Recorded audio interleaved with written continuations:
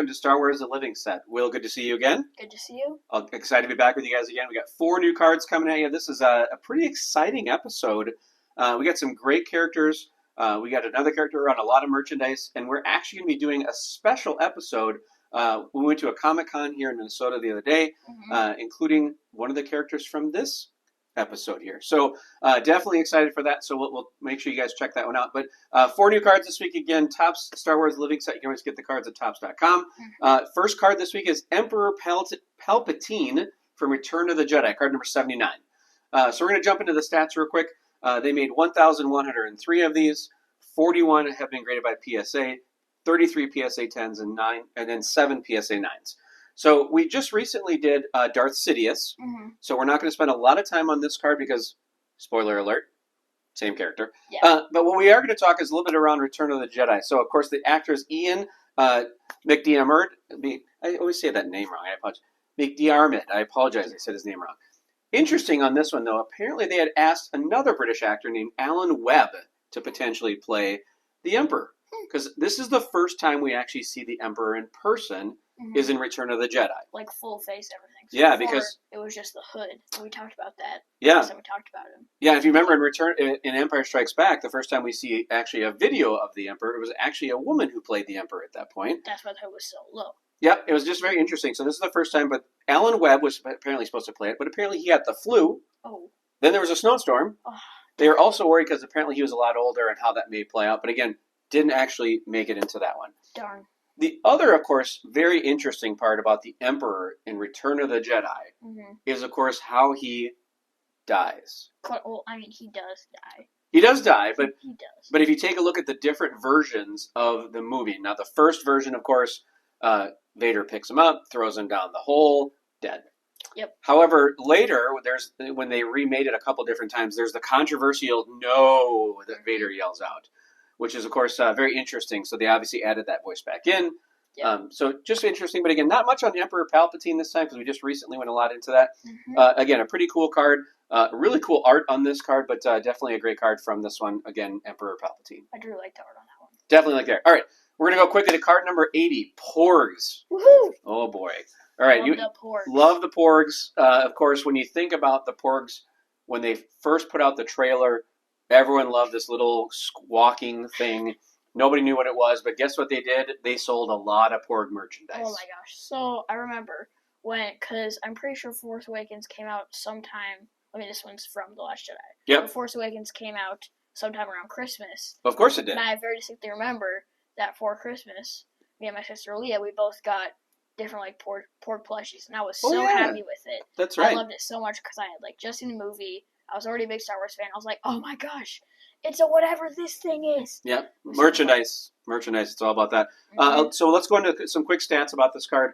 They made 1,130, 46 have been graded by PSA, 36 10s, and at this point 10 PSA 9s. So the Porgs, of course, come from the planet Act 2, I believe. Act 2, we're going to go with that. And it's interesting, I did a little research on this planet and where they filmed it, which was pretty interesting. So the Porgs were actually designed to cover the vast number of puffins. We'll put a little picture of a puffin up here so you know what that is. Native to this island called Skelling Michael, which is a 54-acre island off the coast of Ireland. This is where they actually filmed all the scenes with Luke and the Porgs. And then even over a couple movies of when they were there. Yeah. Pretty cool. If you haven't checked this out, go pull up Skelling Michael and check out the pictures on there. Because all of the things that basically were seen from the different brick buildings, the stairs, that's all stuff that's actually there. You can go visit this island. You can walk up the steps that Rey walked up. You can stand in the place where Luke Skywalker stood in his cool robes and then just toss the lightsaber over the edge. You can go there. Literally everything is there. Yep. Pretty cool on that one. So go check out those pictures. Which is interesting. We'll actually put a little link to that to the wiki on that one, so you can kind of go check out that, which is cool. Yeah. Now let's get back to that's actually an old monastery, which is actually kind of a cool thing I learned as well. All right, let's go back to the Porgs themselves. So their squawks actually came from doves, chickens, and turkeys. Now when they actually built these, they built 15 actual Porgs, and then they did, of course, a whole bunch of CGI versions of them. So much CGI because they had to cover up the puffins. The puffins, you're exactly right. That's why the Porgs were made. Yep. Because they don't want to have actual real life Porgs flying around. Yeah, it'd be kind of weird to have puffins in the movie. Yeah. Yeah. Because, of course, this happened in a galaxy far, far away a long time ago. Mm-hmm. Got it. Interesting, they, of course, also stowed away in the Millennium Falcon. Mm-hmm. They actually had names for those. There was Porg, Puffy, and Snoopy, I think, or Snoppy.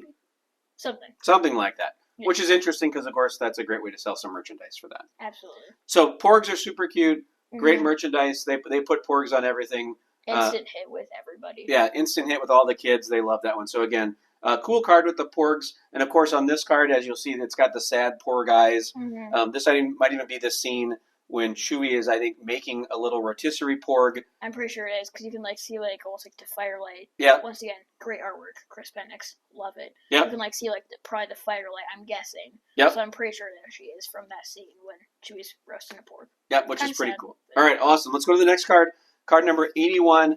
Will has been waiting for years for this one. I have waited so long. And, in fact, we're going to do a special video probably later today or at some point we'll release it around, we had the opportunity to actually meet Ahsoka Tano yesterday, which is awesome. So as you can see, we actually changed our background. We got that one up there, which is a cool one. We'll talk more about the prince later. So, Will, card number 81, Ahsoka Tano, Clone Wars, take it away. Okay, I already talked about Ahsoka before, so we're going to go to stats first, and then we're going to talk more about the Clone Wars Ahsoka backstory, how they created it, everything like that.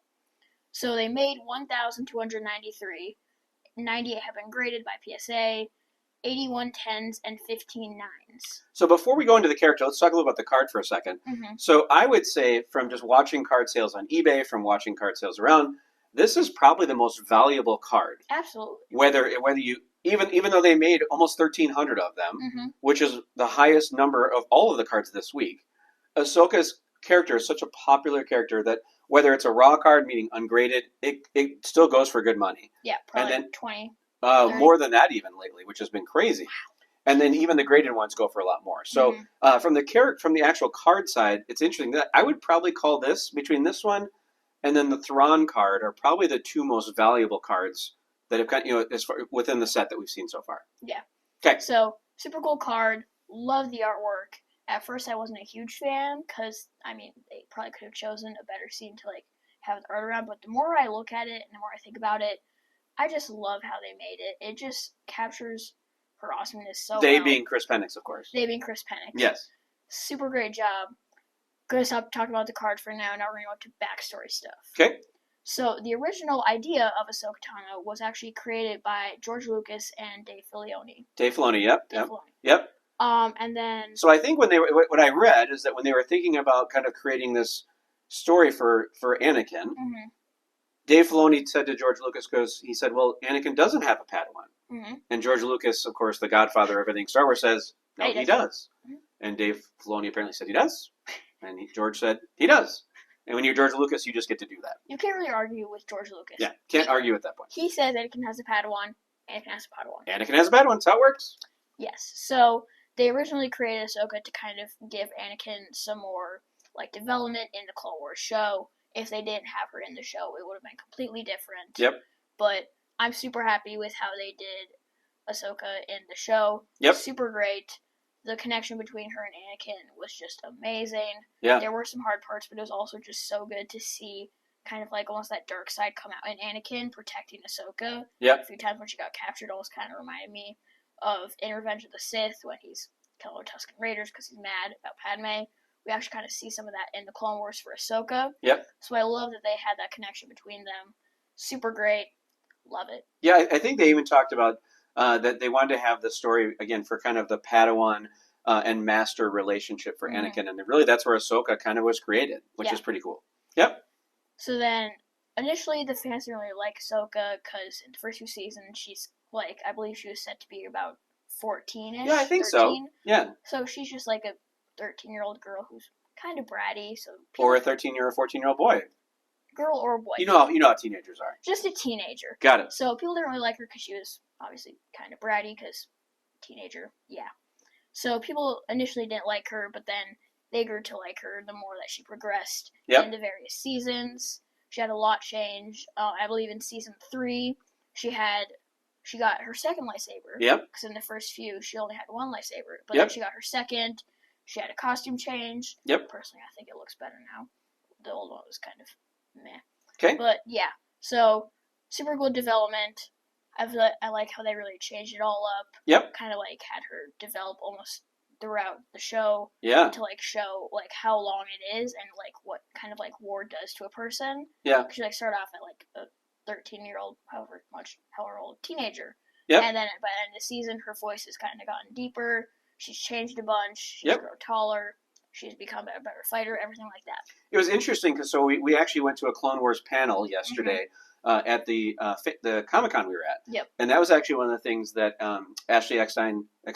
Yeah, I'm pretty sure. Talked about yesterday was kind of, how she changed the voice and how she would talk to Dave Filoni about how old the character was during this time. Yeah. And what does that voice look like? And not only she said that, but also the guy who actually played Anakin was also there and talked about that as well, kind of just about how they would change the voice depending on the situation and what was going on. So very interesting, the involvement of Padme over seven seasons. Yeah. Okay. They also then a little bit more talked about this with they actually had to re-record a bunch of the audio because actually she wanted to understand the character more. So at first she started off recording and then found out more about the character. Yep. Decided to re-record a bunch so she could be more into his character, I guess. Yep. I thought that was super cool. Very cool. Yeah, absolutely. And then last few things.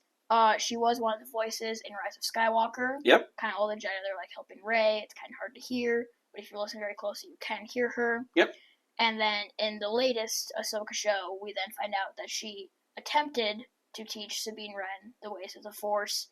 Didn't work out very well, but then she got back into it. Super great. Yeah, so again, just a really cool character. I think maybe your favorite character from the entire Star Wars universe? Very easily my favorite character. Yeah, which is awesome. So, again, a great opportunity to meet Ashley yesterday. We're going to do a special video about that one. But again, she was really great. But the character, of course, is amazing. Gone from kind of created by Dave Filoni and George Lucas to now, of course, a live version also of Ahsoka. We'll spend more time on that one later. But I don't think you could have the Clone Wars without Ahsoka. You really couldn't.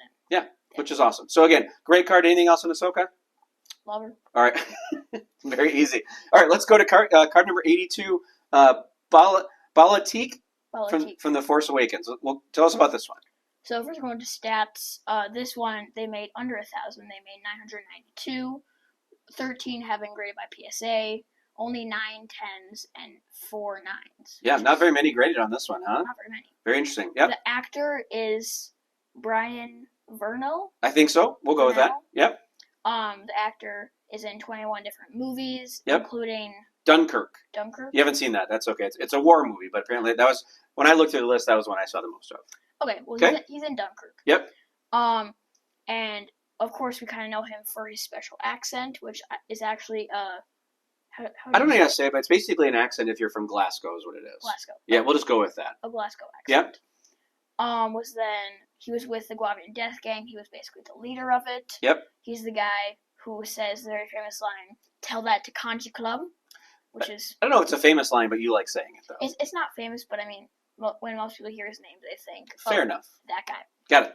And then he was the one who found out that BB-8 was with Han Solo and Chewbacca and Rey and Finn, all of them, on the freighter, the Irvana. I think so, yep.